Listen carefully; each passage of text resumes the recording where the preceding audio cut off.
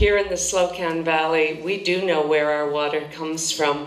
And that's why we're so concerned, because we know where it comes from and we know the damage that they're doing to the headwater basins of our drinking water and of the river.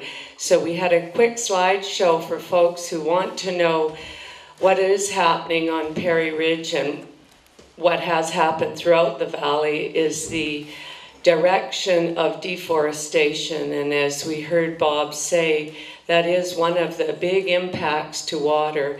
And certainly you'll see here what we've put together, and what Shuggy's helped me put together is a before and after aerial photos of the watershed of Perry Ridge and the north end, and the destruction of what was once a wetland, an alpine wetland, is now exposed soil that will all be eroding and coming down through the creeks and entering into the Slocan River, going down into the Columbia. When you see the deforestation and the impact it has to the hydrology, it's really important to understand that some of these big impacts start very small. They'll start with just a sedimentation in a block creek, and when the block creek gives way, it will cause a landslide. We have had people in the valley killed from landslides in their watershed, and we don't want to see that again. Water is a powerful thing. We do have droughts as a result, and then you have the increased water runoff in the spring. So Shuggy, if you could just show us some of these slides. And I've been in denial. It's hard for me to even put this slideshow together. I've worked for 30 years to try and not let this happen, but anyway, here it is.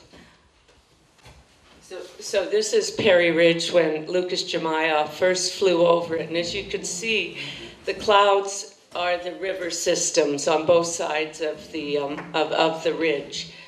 And after the logging, this is the first 4 blocks heading up the ridge towards the south end of the ridge. Under these clouds are where we all live. And it shows that water cycle. It shows that a lot of that precipitation, it actually forms as clouds. This is above the city of Slocan, and the river is below. This is important to note that this is called gentle over steep, the slope on the top here. It doesn't look steep, but the creeks coming down are very steep.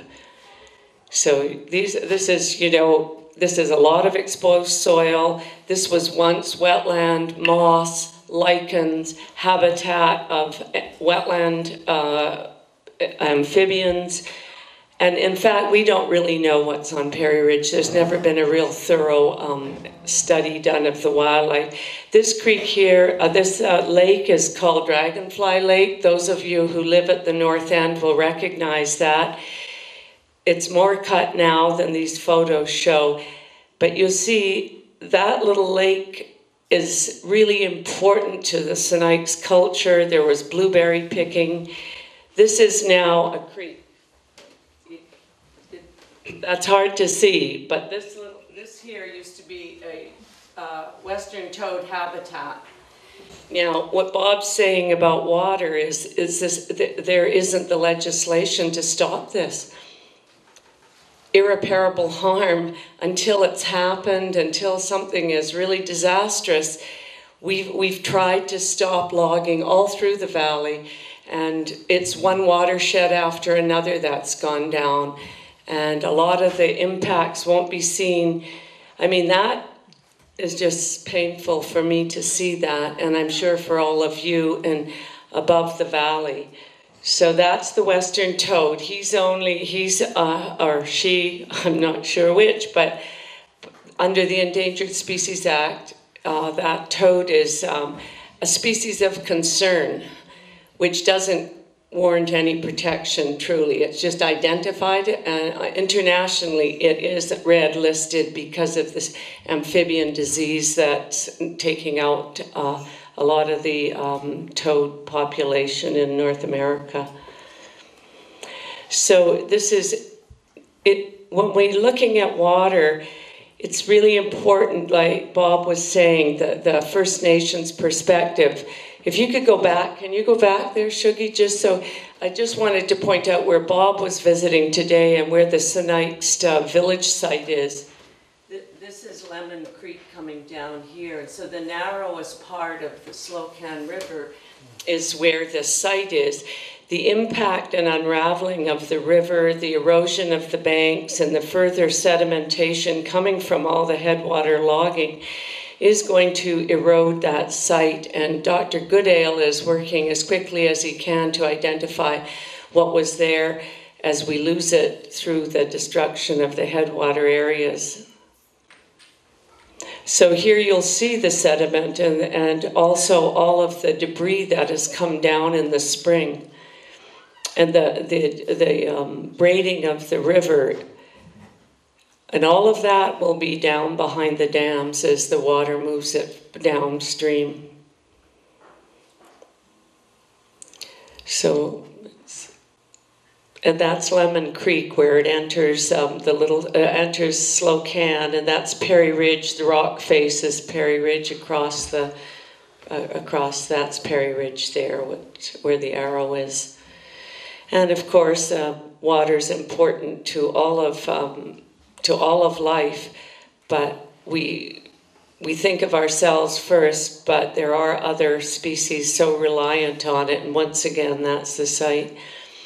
Bears, there's grizzly bears up at the north end.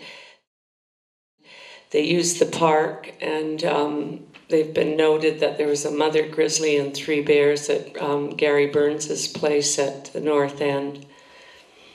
So we live in a beautiful place still, but it's being chewed away, and the damage is done. And BC Timber Sales, which is a government corporation.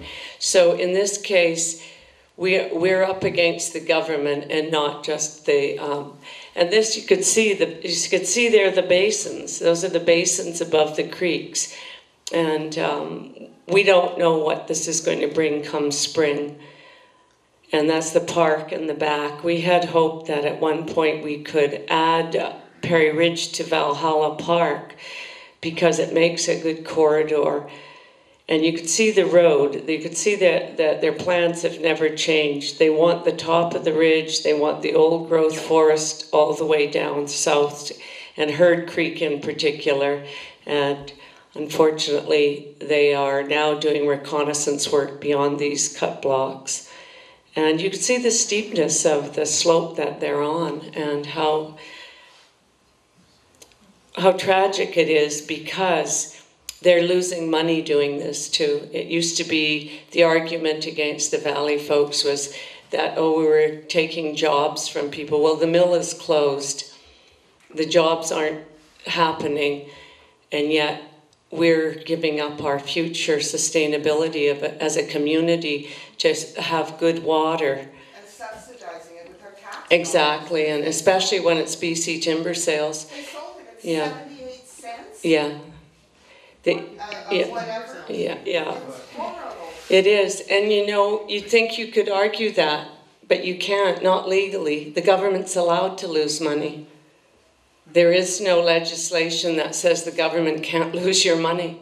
Well, you know, it's like all these private businesses they set up. They said they were going to run them in a business-like manner. And as the financial global markets completely implode, all of these businesses that were being run in a business-like manner, like BC Ferries and BC Timber Sales, they're all imploding. Yeah. Because, you know, it's all crap. Well, I think it's a huge sacrifice of our community, and no community has worked as hard as I know this community has. We stood for New Denver Flats with Valhalla Society. We stood for Elliot Anderson Trozo. All of them have gone. It is a very, and that's why I'm so pleased that you came to here, because we're rather demoralized to continue to know what we knew 30 years ago, and to see that the government has not changed. The Sinixt are before the courts. This damage is being done as the Sinixt have their appeal awaiting. to have consultation on what they're doing here. So the government is just bulldozing its way through our watersheds and ignoring the Sinixt right. And I wanted to ask Bob about a constitutional argument that under the Canadian Constitution, do people have a right to clean water for the various things that the Constitution is to protect? And first and foremost, safety. Because water is a safety issue. It isn't just a clean health issue. It is a safety issue in terms of landslides and what it can do. So we're still working on it. You see the road is still going south as an issue that should be obvious. However, we failed in all of our attempts to use the courts to protect water. We're not giving up. I don't know how else you make governments accountable. We can continue to do the political work we do. We raise the issues whenever we can. But ultimately, we are before the courts. The Sinixt are before the courts. And we'll continue to use the courts until the government is made accountable for what it is doing to our water. And the other thing that Perry Ridge, when we started the watershed movement years ago as an alliance, trying to hold on to the entire drainage from hills on down, that's changed as each watershed has fallen, that's changed. But the thing that has changed in the last 30 years is that we've learned that our forests are not just for our water, but our forests are for water all over the world. Our forests are there to mitigate climate change, and we want to do that through conservation. Conservation of forests will mitigate climate change, which will help our neighbors in other parts. I think that we have to raise our litigation to that level too, that we don't want to ruin other people's lives in other parts of the world. We have global economies, we have global trade, and we need to mitigate climate change through our global responsibilities to other places. Well, it's always been difficult to argue Perry Ridge on the west side because they say there's not enough of a population. The dense settlement is on the river side, the Slocan River. So even though before the courts they said it all drained to the west, you can see clearly it does not. It does not just drain to the west, that farthest cut. Plus there's a cut beyond that. There's a cut beyond that. So hopefully come spring, they're doing reconnaissance work right now, but hopefully come spring we can use the work we've done with Dr. Salway and his terrain work to prove to the courts that the irreparable harm is to us and to our homes. And we don't want to wait until the damage is done. And as many of you know, we're moving up above Frank Nixon's farms. The Nixons are here, one of the oldest farms in the valley. They're also above Brian Cross's place, and he has sinkholes at the bottom, so we already have damage. Austin Greengrass lost his home, fell 11 feet one night some years back in a rotational slump that came from private land logging above his home. So we've had the damage. We're just trying to prevent further damage, and hopefully we can raise the issue of the Slocan Valley watershed struggle to a global level by having Bob take our message away with him and showing that deforestation is what we struggle with here in the Slocan Valley and its impact to the headwaters.